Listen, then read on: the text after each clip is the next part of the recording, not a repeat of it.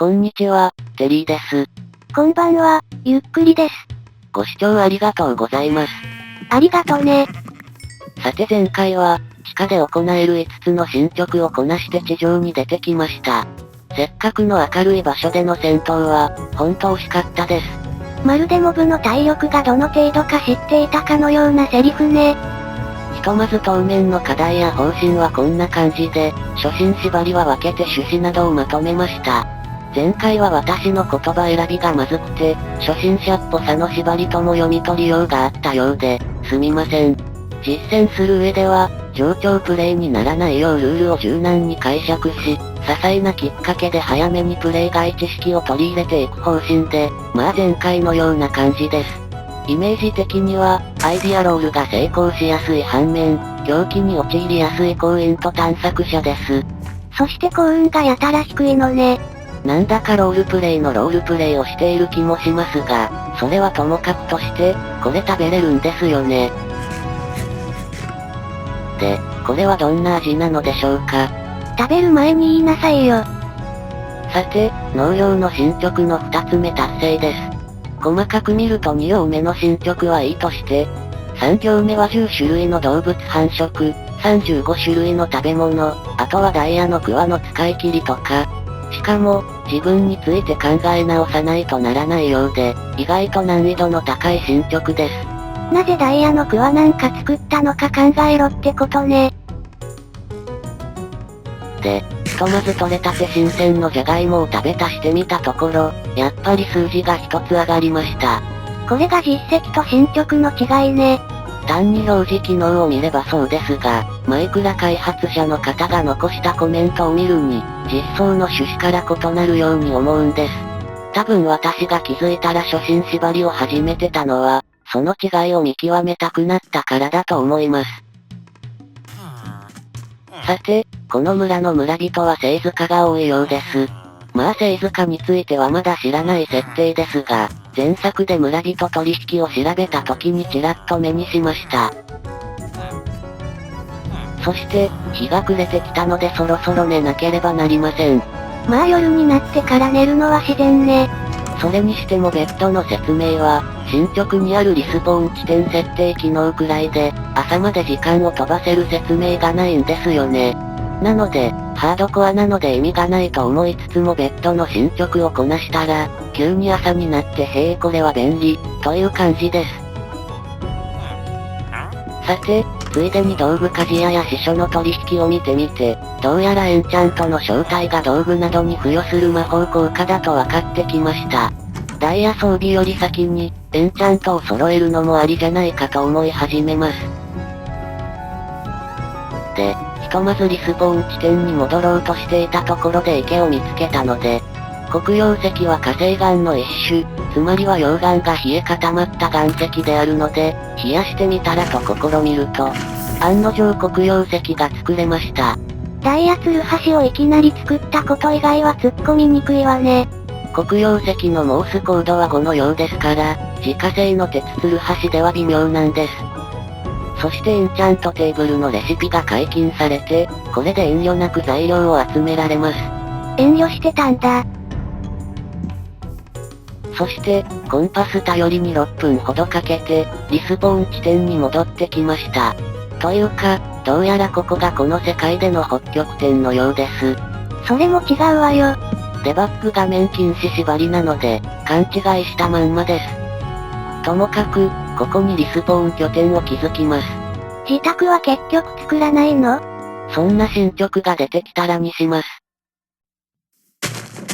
さて、あとは川の近くに自然のサトウキビが生えていたので、試しに同様の場所にサトウキビを植えてみて。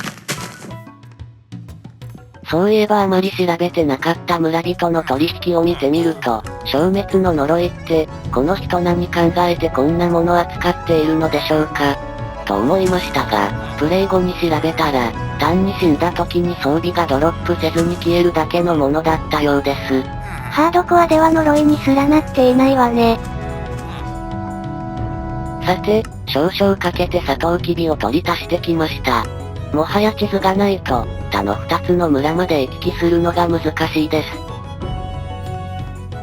で、片手サイズの地図が完成です。左手に地図、右手に盾を持ったらなんだかシュールな姿なので、やはり右手は剣でしょうか。地図片手に戦う姿ね。で、困ったことに地図を広げるレシピが、レシピ本で見当たらなかったので、適当に紙をつなげたら広げられそうだと推理して、進捗を細かく見ていったところでゲーム中断です。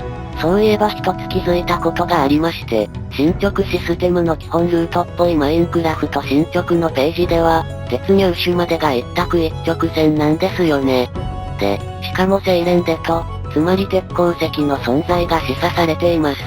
どうも進捗システムでは、まず真っ先に炭鉱業を営んで、装備を整えるよう、新規プレイヤーを導いている感じです。一方実績システムの時代では、木の剣を作ったらもういざ突撃ですから、モンスターハンターへのルートをたどることも普通にありがちそうです。なので防具なしで弱い剣のみ構えて洞窟に潜って、そこで装備を整えていくプレイの流れが割と一般的だったんじゃないかと思います。いきなり装備縛りなんですよね。新規プレイヤーでなくても普通にハードル高い流れよね。さて、ではそろそろ衣替えの季節です。そしてプレイ再開です。収録ソフトの訪れ対策で、プレイ開始直後にメニューを開いていると、ここでも進捗が確認できることに気づきました。で、いい感じに時間の有効活用ができたところで、当面の課題や方針です。変わったところはダイヤより先にエンチャントを整えることと、鉄装備で一戦してもいいかなと、あと各村までの地図埋めです。あと、顔が変わったわね。さて、まずは地図埋めしつつ、溶岩池を探します。あとそういえばジャンプ切りは、デコボコしたところで必死に追いかけ回して切りかかったきっかけで気づいた、という設定でよろしくお願いいたします。外してるじゃないの。さて少し進むと、1.8 ではこういう着方のアカシアの木は見かけなかったような、地形生成仕様も多少変わっているのかもしれません。で、そこから2分少々進んだところであっさりと、ほどなくして無事に落ちずに溶岩池を見つけました。エンチャント台の材料集めだけでも良かったのですが、実績の順序から、ネザーポータルなるものの材料が黒曜石だと察し、ここでは黒曜石14個確保です。察しがいいわね。なお、特殊なチェストの存在はまだ知らないので、この数で自制しました。さて、日が暮れかけてきた感じですので、戦いの準備を。まあ無理はしないで、多少戦ったらベッドを使うつもりです。と思っていたら、ベッドはどこにあるのでしょうか。この企画初の忘れ物ね。で、ちょいとドキドキする、戦闘アップデート以降の初めての野戦です。でもまあ、間合いは変わらないみたいなのであっさりと雲は退治できました。それにしても、鉄装備で大丈夫なの？メタですが、もう何年ぶりかわからないくらいですが、これでも昔はハードコアで、鉄装備でエンダードラゴンの場所までたどり着いていたんです。つまり、そこで死んだのね。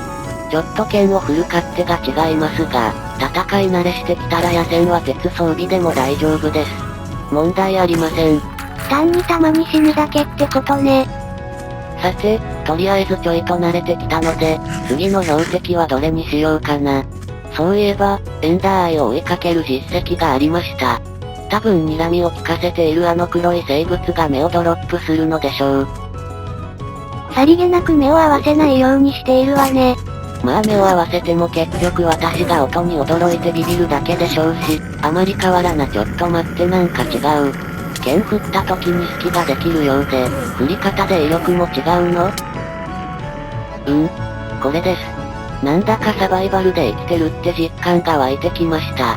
死んでるわよ。にしても、ワールド閲覧って、確か 1.9 の新要素の中にあったようなうろ覚えがあります。さて、一人目の私の冒険はここまでだったようです。一つ目のワールドもここまでだったようね。戦闘アップデートで厳しいのはネザー要塞戦あたりからで、通常世界の地上くらいなら鉄装備で戦えないと思っていたのですが、想定以上に気を引き締めていかないといけなさそうです。ともかく次回からは、記憶を引き継ぎつつ新ワールドでのプレイとなります。すでにこなした実績は動画では深入りせずに、かいつまむ感じでいこうと思います。では、次回も頑張っていきます。それではまたね。バイバイ。